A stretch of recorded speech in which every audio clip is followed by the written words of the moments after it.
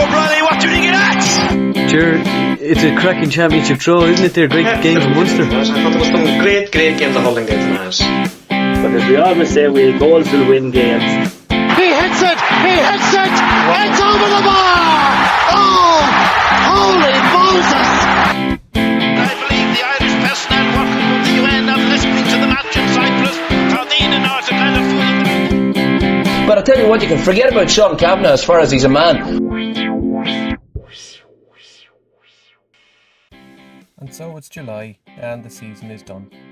It's weird and a little bit unsettling if I'm being honest. I don't like it at all. I miss the September buzz. Jesus, even August would have been something. It really has stifled life in many ways. You wait for so long for it to come around, they give you more games and then it's over, quicker. Anyway, let's not get into that part.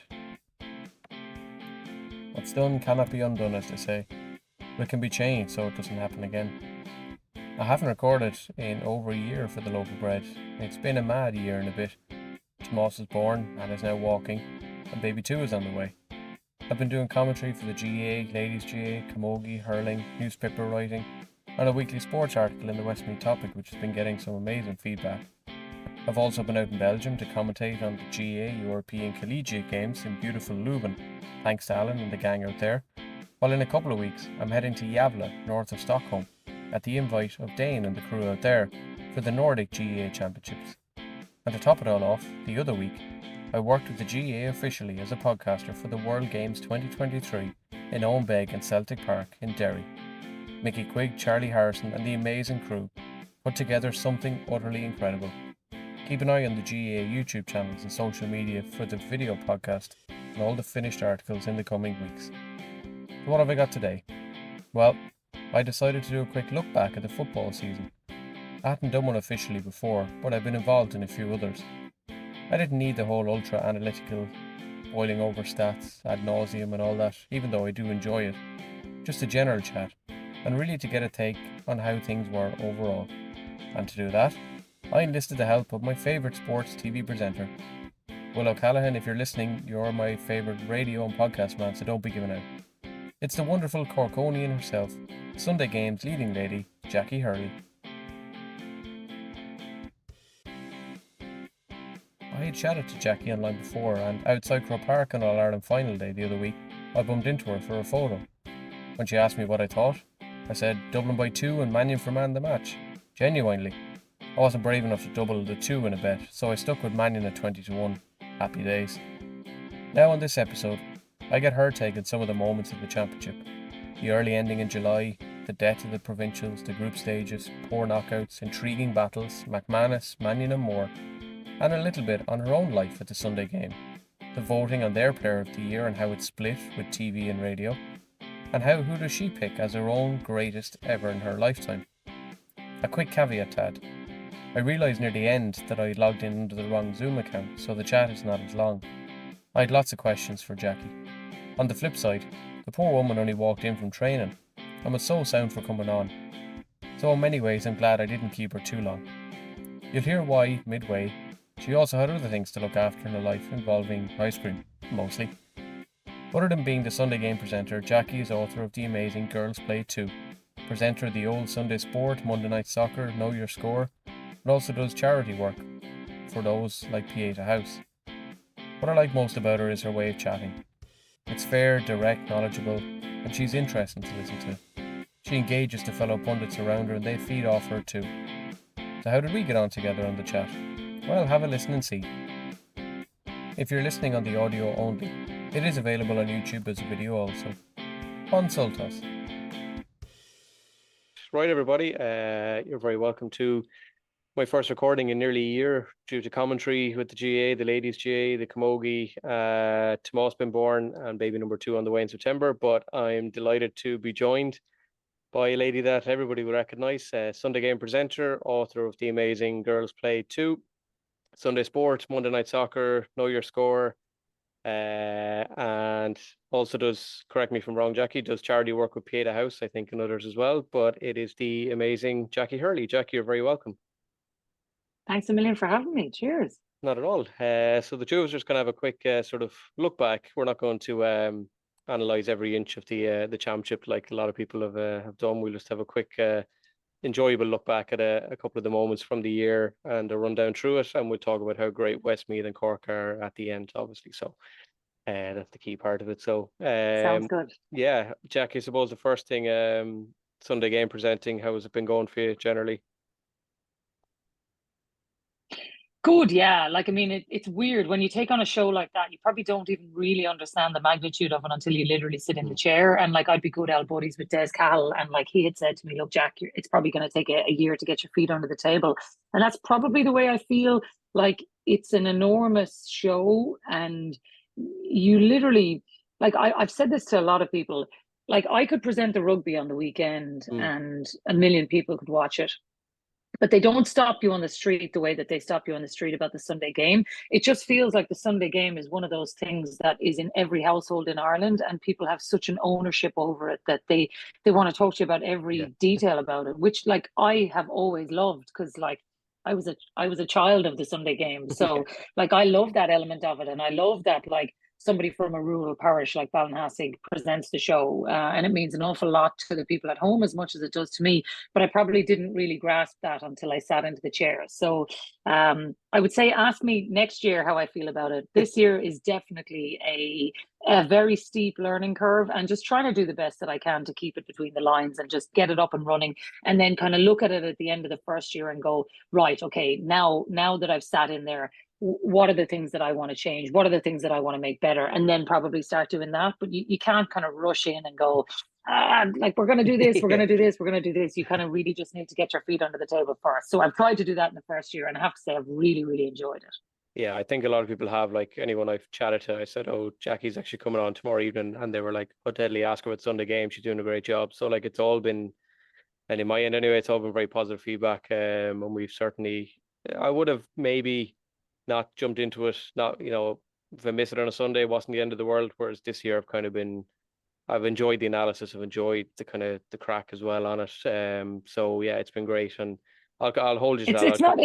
Like, listen, what I would say is the one thing with Sunday games, it's not always easy to do that either. Because like, it is still just a highlights show where you're trying to just show everything, and you're trying to, you know, like I would often say to the lads, I'd be like, some of them are really good crack, and I often feel like we don't really get that personality across all the time either. And that is one of the things with the Sunday game that I would love to really broaden a small bit, where you feel like you get to know the people a little bit more, because it's like you and I, like all GAA people, generally there's a bit of crack about them. It's like, it's nice to be able to find the lighthearted moments.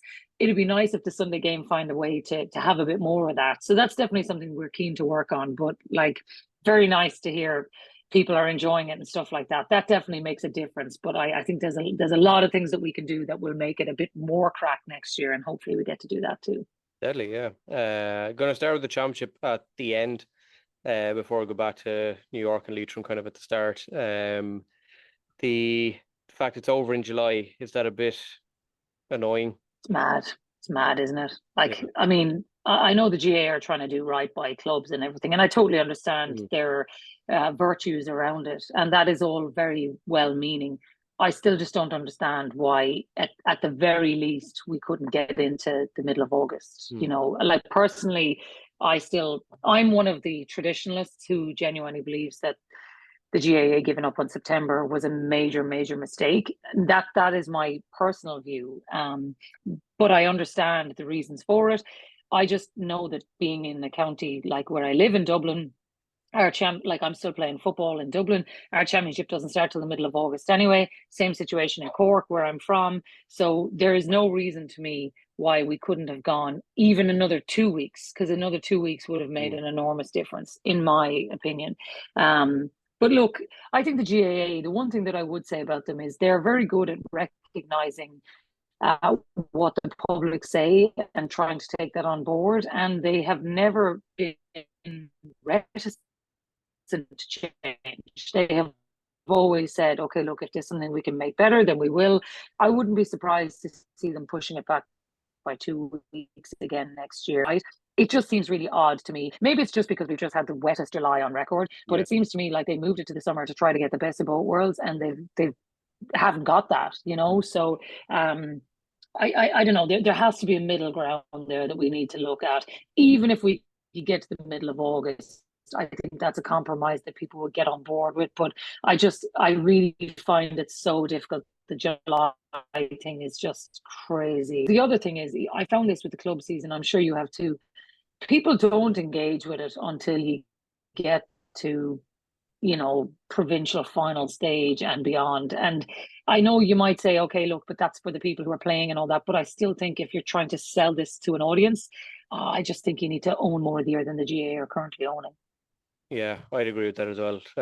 You say, like, you're not starting your championship for a few more weeks. I'm covering a few Westmeath club games this weekend, and it's heading round 3, round 4. Like, it's so far ahead. Like, but yet, we'll look at it in a minute, but a kick of a ball from John Heslin, Westmeath we might only be starting our championship, now. That's it's exactly. all a bit mad. Yeah. I met you at Cycro Park just before All Ireland final last Sunday. And you said to me, what do you think? And I said Dublin by 2 and Mannion for man the match. I've been back to 20-1. Wasn't the worst call in the world. Pity I didn't know. I tell you, what did I say to you? Why didn't you do the lotto? Why didn't you do the lotto numbers? Unbelievable. I wasn't brave enough to do the double. Meg outside Croke Park. Yeah, I wasn't brave enough. But look, I'll be brave next time, and I definitely won't win it. Early days of the championship, New York and Leitrim started us off out in New York. Larry McCarthy been president, and in New York, I suppose GA man himself. A very entertaining way to start the championship. See New York win their first ever game. Yeah, it was class. Like, to be fair, for the championship, I think it probably needed a big boost just to pull people in early. And New York was a great story. Like, I think was it Mikey Brosnan scored the winning penalty, and you're there thinking, like, here's a fella, Kerry connections, like family growing up in New York. Like, I mean, it was everything that the GAA is supposed to be, like trying to encourage the diaspora abroad to really buy into a story. And I really thought something like that just ignited the whole thing in a way that we probably didn't expect. Like, I was laughing with Lee Keegan. I was like, Jesus, New York might have given you a few scares over the years, but like they'd never get you so close that you would have thought they'd beat you. Whereas like something like this happens and you go, oh, wow. And then you kind of start lifting the bonnet and you go, God, what are they doing in New York? And like, yeah, there's a lot of like, former county players that have moved over there, like the Varleys and Johnny Glynn and this kind of thing. But I still think what they've done over there deserves an awful lot of recognition in terms of just trying to build the structures out there. And it's great to see. Like, I thought it was a fantastic way to start the championship. Disaster for Andy Moran and Leitrim, you have to say. But still, I thought for New York, amazing story in a championship that is so like what the Donald Cusack call it, the microwave championship. Suddenly everything is so squeezed. You just thought this is one big story that people are going to remember for the whole season. And for me, it was definitely one of the highlights, I have to say. Yeah. And speaking of Lee Keegan, I suppose he can't have been too happy a few days after that when Davy Burke and Roscommon did a perhaps unexpected job on them. I suppose I would have been in Davy Burke's corner on that one, having chatted to him and a good few times. So probably a bit of an upset as well. Yeah, it was. And to be fair, like if you'd have looked at Mayo during the league, and maybe this is something that I think Kevin McStay reflected on afterwards, maybe they went too hard at the league, but I think you watched them and you thought, yeah, they've definitely got something. They've got a great running game. They were building really well. He had an enormous squad who all seemed to be fit at the right time. And I think like after the curse and everything that's been happening with Mayo, people kind of thought maybe this is the year finally, I don't know. The minute the wind went out of their sails, you thought, how are they going to get back on the horse here? And then they obviously did. They managed to beat Kerry after that, which was a huge win for them in Killarney. But I don't know. I think if Mayo are going to win, they're going to need to find a form in the year where they continue to win every week on week. They got very unlucky now, you have to say, the way that things happened in the last stage. And maybe if they don't get the draw that they get, things work out different. But it definitely felt to me that day against Roscommon that the wind came out of the sails a small bit, and maybe they started to have doubts in the way that they didn't early in the year, because early in the year they were definitely everybody's front runners for the All-Ireland. And Stigam McConnaugh's Galway's underachievement, I suppose, has to be said overall, even though it looks like Porrick and Henry are staying on with Galway next season. Perhaps the footballers underachieved a little bit, I think. I hope they do. And I mean, that's all the soundings that they're going to stay on. I mean, there's no doubt about it. They're building a team there that are, I would still say they're in the top 3 teams in the country. I know they didn't get there this year, but like look what they did last year. Like, they were so close to winning on All Ireland. They were at the start of the year, I think they were nearly everybody's front runners to win the All Ireland, only that Mayo put up such a good showing in the league. I still think everyone was talking about Galway. It just came undone in the way that their biggest problem to me seemed to be that they couldn't get all their best players playing well at the same time. You had Comer playing unbelievable one day, Shane Walsh probably not hitting the heights that he hit last year. And maybe that's a lot to do with the club run that he went on and everything that happened. If he can get everybody playing at the same time, they're probably the best football team in the country. It's just, we just didn't see it this year. And maybe, look, the new season had a bit to do with that, with the format and everything. But I still think if they gave it another rattle next year, I'd still put them in my top 3 teams. So I think PJ should stay on. I think he's got a really good thing going. I think they love him there. From chatting to the players, they really like him. They really want him to stay. And I think he'd be mad to walk away. And I think, to be fair, the Galway County Board seem to really want him to stay as well. So I think that's what's going to happen. And I think they'll give it another good go next year. And it wouldn't surprise me if they won the All Ireland next year. Okay. It's mad, I suppose, when we say that a provincial winner is having a bad season. But I suppose before we go on to the groups, are the provincials done and dusted in many ways? They're gone. They're gone. They are dead. I just, like, if you even look at the Ulster Championship this year, right? Okay, Derry and Monaghan managed to get all the way to 2 All-Ireland semi-finals, which was, a brilliant, and both of them played so well. Like, you'd have to say, in terms of both teams, I thought they were unbelievably strong. Tyrone, good season. Armagh, good season. So you're there looking at them going, okay, the Ulster Championship still contributed to, if you look at the top 10 teams, the bulk of them are coming from Ulster. What are you really getting, though? Like, they're all just pulverizing each other in Ulster and then still getting no further in the All-Ireland Championship. So, bar Tyrone's win in 2021, I'm not seeing that the Ulster Championship has been beneficial to these teams. And I still think, my personal opinion was that I would just get rid of them. I think the 1 to 16 ranking system for the round robin stages that we have is fantastic. I would just replace the league with that. Like, just, have your top 16 teams, seed them, play a league format, and then based on that, seed them for the championship. Have your 4 groups based on that, and off we go. Forget about the provincials. If you want to play them in January, do that. But to me, I think we've seen this year, like, all the provincial champions seem to have a fairly good run until they didn't. Like Dublin and Kerry still got to an All-Ireland final. Even if they didn't win the provincials, you probably would have said that that's what the All-Ireland final was going to look like. I just think it's probably time for everybody to reconsider that this thing is dead. And I know the GAA probably, tradition has a big part of it, and I completely understand that. But I still think you could hold on to the provincials and just not connect them to the championship. And I'd love to see them do that in time. Tradition was September as well, though, for the finals, and that wasn't correct. Long gotten rid of. Exactly. Exactly. Because everyone was saying, like, Ulster's the savior of football. I was looking at the games. What have we got? 7 games before the Ulster final. The average winning margin was 7.5 points. So really, they're not very close. Only 1 game was 2 points, and the final wasn't really that good until the drama at the end and the penalties. So, in some ways, bar the big crowds that turn up to it, it's probably no different to the other championships provincially in many ways. I think it just gets the good sell because, like, I mean, if you've ever been to match in Clones, it is one of the best places to go to a game. Like, it's unbelievable. And like, so a final, like an Ulster final day in Clones is a special GAA memory. And for anybody who's never been there, I highly recommend you go and do it before the provincial championship gets the final nail in the coffin, because it is a really, really great day.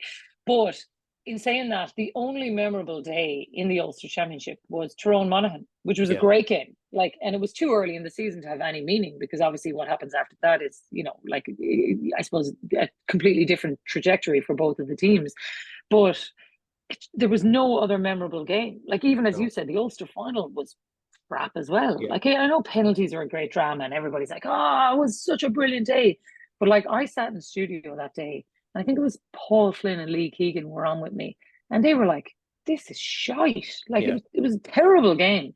And then Enda McGinley texted me and he was like, I can't believe you're after burying the match on. He was like, I was there. It was an amazing occasion. And I was like, that's because you were there. Like, when you're there and you're in Clones and you're feeling it and it's amazing, and it's a fantastic occasion, you get totally swept up in it, because I've been there and I've been that soldier, and it is an amazing day. but it wasn't a good game of football. No. You know, it was great drama at the end, but like, how many of those games do we have this year where you'd say, well, it wasn't a great game, but it was dramatic? Yeah. Like, is that really what we want? When you compare it to the hurling, I think it probably felt a bit different, you know? Yeah, I suppose having flicked through a lot of TikTok in the past 24 hours as well, seeing so many of these old highlights popping up, and even halftime on Sunday, like the highlights of the Galway, Kildare, and that in '98 and all that, and you're like, you know, where's that football gone? I kind of want that back. Totally. Oh yeah, and yeah. listen, maybe you mourn for something that you think it's different as well. You know, you remember your childhood differently. It's like it never rained when you were a kid. You know, like so, like equally that. Like I was watching that '98 team walk out, and like you know, Pork Joyce is there, Jeff Fallon. Like you're looking at these people, and you're like, oh my god, we were reared on these teams. Same with the Offaly Hurlers the previous week, and I think you probably remember it different. I'm sure if you sat down and you watched the hurling of the '90s, it wouldn't be as glorious and as gladiatorial as it feels now, but I still think the nostalgia in you teaches you that that's the game you were reared on, and it's a very different game. Football is just so different now to what we were reared on. That all-out attacking game of the '90s is just gone now, and it is just so like when you're looking at Kieran Kilkenny putting the fist in the air and kicking the ball across field and going nowhere. I mean, I think even he understands that people in the crowd are bored when they see it, and as brilliant as Dublin are. And they are brilliant. There's still a part of you who goes, like, the goal is that way. Just go, you know. I saw even Mikey Quirk had the same hand signal on the sideline for Kerry on Sunday, and it seemed to be a drop back signal. Yeah. And it was like, not this again. I was like, I'm fed up looking at Kilkenny. That's modern football. I know, yeah. It's okay, we won't go into that too much more because I'll only start crying. So Exactly. the group stages, 3 coming out of the group, a good idea, or 2 be better? To be honest, I'd love to see 2 come out of it, because you would have had like Tyrone would have been knocked out, Mayo would have been knocked out. There would have been a real like fight on the line. Like if poor John Heslin, who you would have put your house in him to put that ball over the bar, it's a totally different story. And maybe if that was what they were facing, I don't know. It just seems to me like the 2 coming out would have had jeopardy. Now, the one thing the GAA would say is that there was jeopardy in all of those games, and with the 3 coming out, it still went down to the final day. All bar Clare were still in the championship on the final day, which does probably, from a GAA point of view, allow them the freedom to be able to say, look, this thing worked. So that's a really good thing. But I would have loved to have seen it be 2, because then if it was 2, you have an absolute fight to the death. And what happened in Killarney that day with Kerry and Mayo, Kerry wouldn't have. I mean, I still think Mayo would have beat them, but because Kerry knew, Asher were still going to get out of the group, they could probably take it out of canter. Same with Dublin, and I think that does make a big difference, you know. And then for some of the teams individually, then Roscommon, the dream ended against Cork in a bit of a lull, it has to be said. Sorry, you're about to get an intrusion here by a 6-year-old, so I'm just trying to hunt her out of the room here. So bring her in. Hi. Yeah. Hi. How are you? Now go. Good. Are you going to play for Dublin? Bye. You going to play for Dublin or Cork? Are you going to play for Dublin? Are you going to play for Cork? Do you want to play for Westmeath? Kerry. She wants to play for Kerry. Go. Good luck.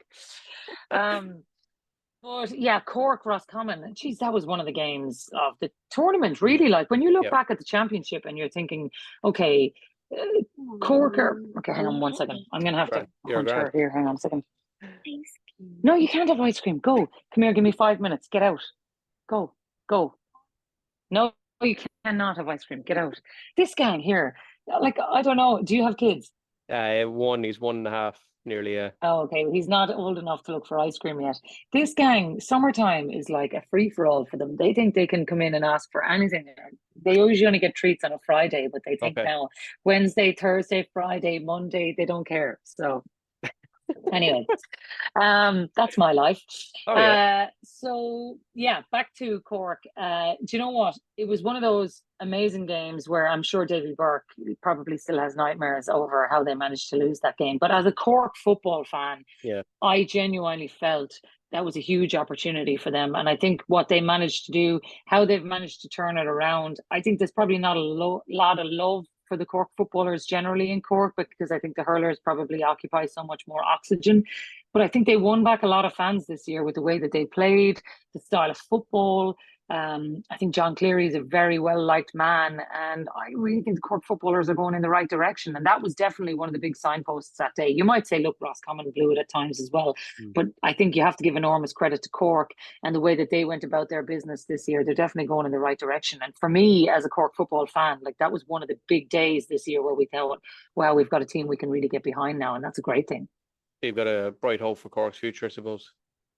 Yeah, and look, I think with the under-20 success over the last couple of years, it's not coming from nowhere either. Like, I think there's actual genuine reasons to feel optimism. Whereas I think before people would have had one performance with the Cork footballers and said, oh, yeah, that's great, your man is brilliant or whatever. I actually think now they've really put in foundations that actually make you like I think I read something from Darrow O'Shea during the year, and he was saying, Cork are like they've really, really I suppose underachieved for the size of the county and for the population and the resources and all that they put in. But I think you have to understand in Cork, you're dealing with so much more. Like rugby is literally such a big thing for these kids who a lot of them play football and hurling. Like rugby is a professional life sitting in front of them, and you've got a lot of them choosing that.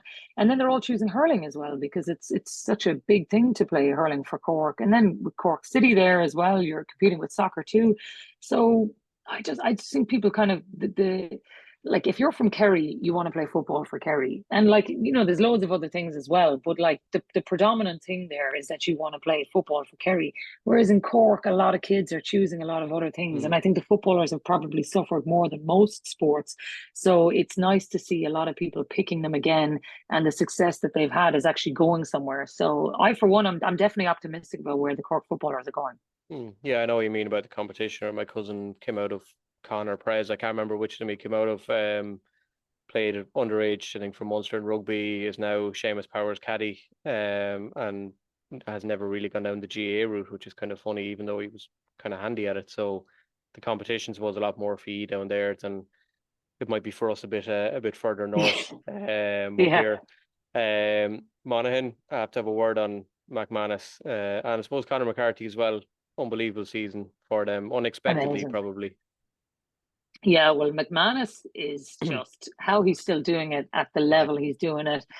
And I think a lot of people jumped to that conclusion of you see him in the tunnel, you see the picture and you think, oh, he's going to call it a day. I mean, if he does, that's totally his decision. I'd love to see him keep going. Oh, yeah. I just thought he had such an impact this year. I was just thinking, okay, look, a year is a long time and he's got some, a bit of thought to do with the club and all that kind of stuff as well. But like, I just thought what he contributed to Monaghan, like that man, like how he continues to just step up. Like his 2 penalties he scored were brilliant. Like 2 of the top drawer penalties I've ever seen, like one to one corner, one to the other, just absolute top drawer.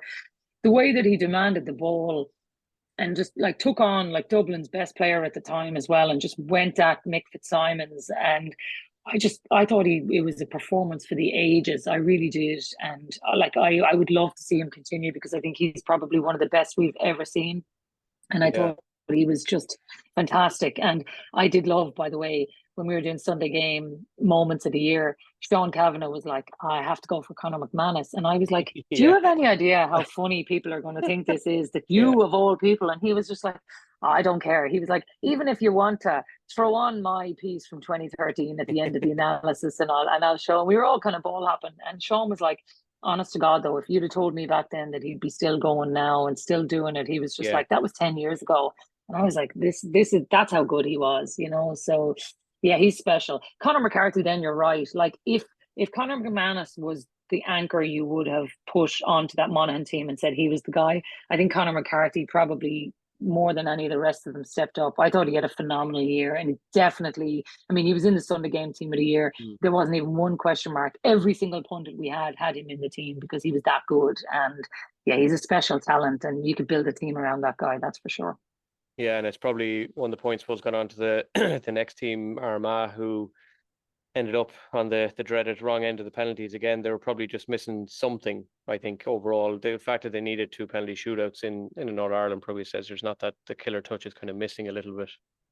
I think that's the biggest problem with Armagh. You'd love to see them close out those games. Now, I know Kieran McGeeney was shouting for time and everything, and it all was up, but like, if you really want to win in All Ireland, which is what Armagh are talking about doing, personally, I think they should have targeted Ulster. I would love to have seen them win in Ulster and like really, really gone for it like full throttle. And you probably say maybe they did, but like I think an Ulster title, they hadn't won one since 98, maybe something like that, Yeah, or 2008, maybe. Like good it's a while anyway. long time. Yeah. Yeah. And so you're thinking, okay, if winning silverware really means something to you, what that would give to a group, I think would have been huge. So I would love to have seen them do something this year because like the problem is they've nothing to show for it now. You know, an exit last year against Galway in a penalty shootout, and everybody said, oh, they were so brave, they were so brilliant, they played amazing, which they did. But then the same thing happens this year, and you're thinking, if you just had the killer instinct to win the game, you wouldn't have to go through this drama. And I know I do think it's an awful way to lose. And I think for one player in particular to miss two penalties is particularly cruel. But I still think they're obviously missing that killer instinct because there's something about them that just cannot win games. And those tight games, they seem to continuously get themselves trapped in those last 3 minutes where they just can't get themselves out. But like they've got an amazing team. They've got like absolutely class forwards. They've got some brilliant backs, and they've got a really well balanced team, and they've got a good manager and a good backroom team. Yeah, so Donaghy, etc. They seem to have done everything right. So what's holding them back? I don't know. Maybe it's just that everybody else is a little bit better, but they're to me, I think they're just missing something. Yeah, it could have been a completely different season, I suppose, if Westmeath had knocked in that or not conceded, I suppose, in the last few minutes as well. But anyway, I don't want to talk about that now because I'm absolutely mentally I'm destroyed from that. But I suppose a quick chat then about the quarterfinals weren't overly interesting. Probably I would say the four most boring quarterfinals I ever watched in my life. Unfortunately, semi-finals not too bad, and then last Sunday was the pinnacle of all pinnacles, what everybody wanted for a final. So, well, what was your take on it? I suppose I was there, you were there. What did you make of it overall? Well, thank God for a great final and great. I actually thought the two semi-finals were very good as well. The quarterfinals were poor, and I think all the time we kind of said, look, I would take the three coming out of the group and the extra week and all that if it meant you got a great knockout stages. I think after the quarterfinals, we all thought, oh Jesus, I hope we don't have another 2 weeks of this. I thought the semi-finals were really good. I thought Derry and Monaghan were both excellent. I really did. And I thought Derry were very unlucky in particular not to catch Kerry.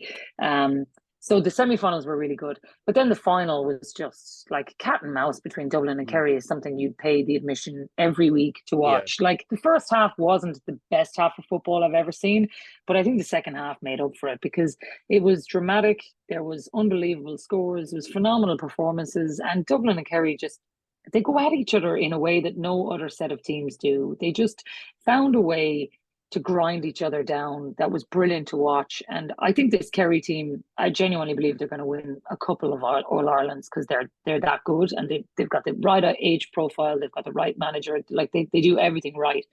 They just came up a little bit short against potentially the greatest team of all time. You know, like the biggest reason that Dublin won is because when they leaned back into it, the people who dragged them across the line to win the 6 in a row are the same ones who won for them on Sunday. You know, like Paul Mannion probably played what I would say is maybe his best ever game for Dublin. Stephen Cluxton was inch perfect again. 100%. I thought James McCarthy, while he didn't have his best ever game for Dublin, I think he found a way to get everybody else into the game that really, really worked. I think Mick Fitzsimons, I mean, personally, I'm not in the camp of Mick Fitzsimons was man of the match.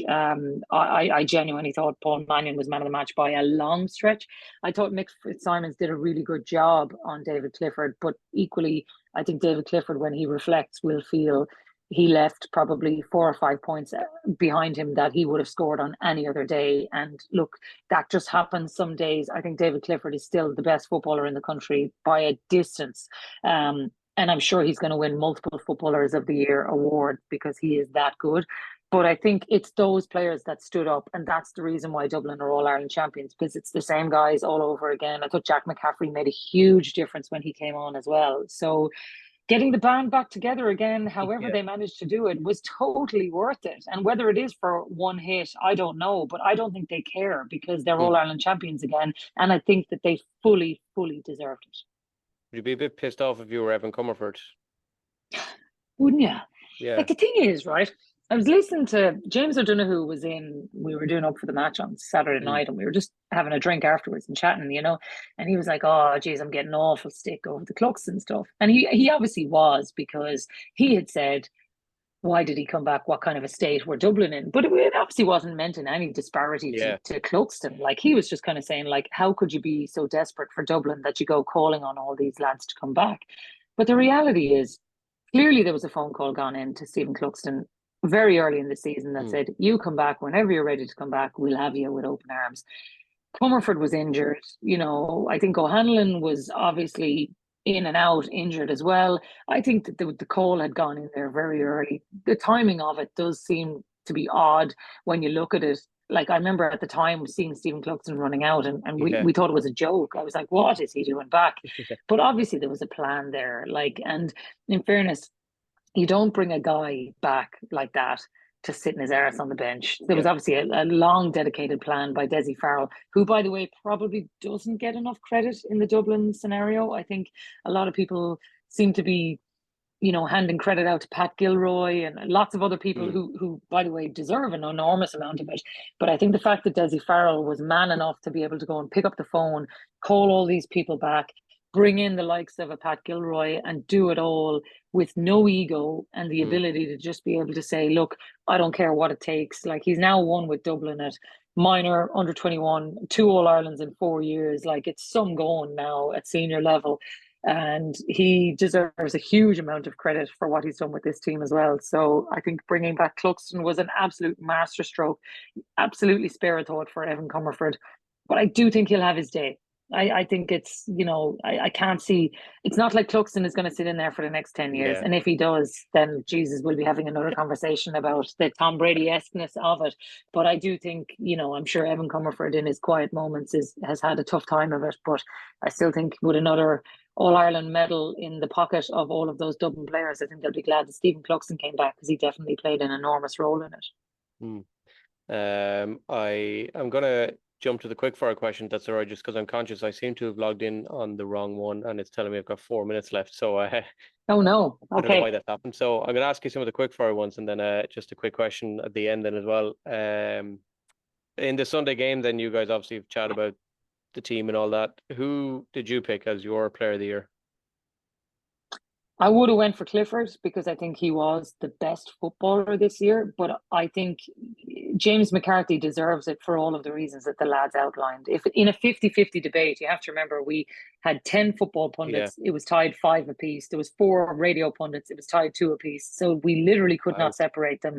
And the only reason they went for James McCarthy was, I think, sentimentally they felt he did enough to drag Dublin over the line. And I have absolutely no problem with that. But if you ask me who was the best footballer in 2023, I still think it was David Clifford. Good. Okay. As a supporter, if you went in, would you be for the cup of tea or the pint in the pub? Oh, can I have both? No, I'd be for the cup of tea at half time when I'm working, and then a pint afterwards, the minute I walk in the door. I tend to do both on a Sunday. It's a bit different now with the Sunday game because I have a much later finish, but I still managed a few pints after the show with the gang, which was good. Deadly. Outside Crow Park, hats, flags, scarves, or headbands, which are you buying? Ooh, headbands. Headbands. Yeah. Okay. Yeah. Favorite sport outside the GA? I know you've basketball and a lot of other sports in your background. Probably to play basketball, to watch rugby.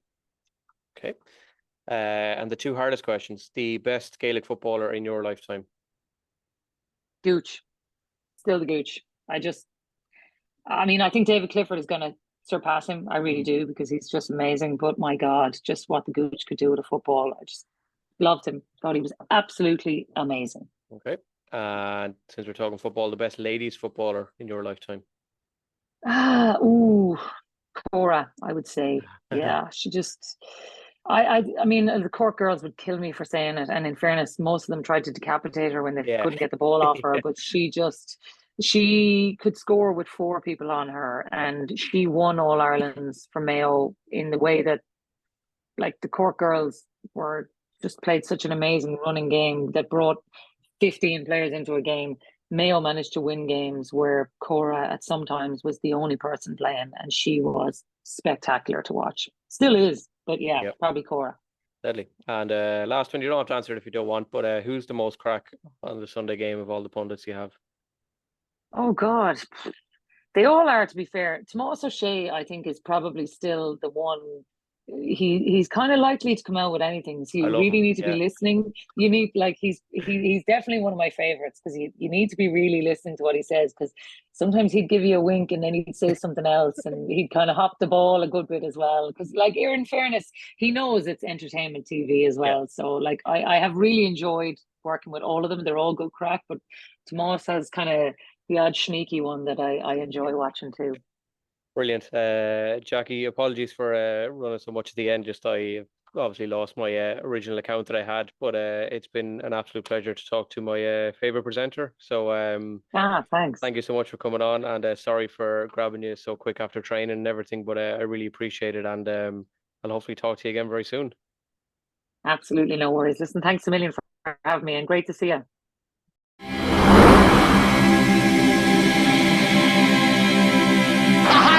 Dropping ball in towards the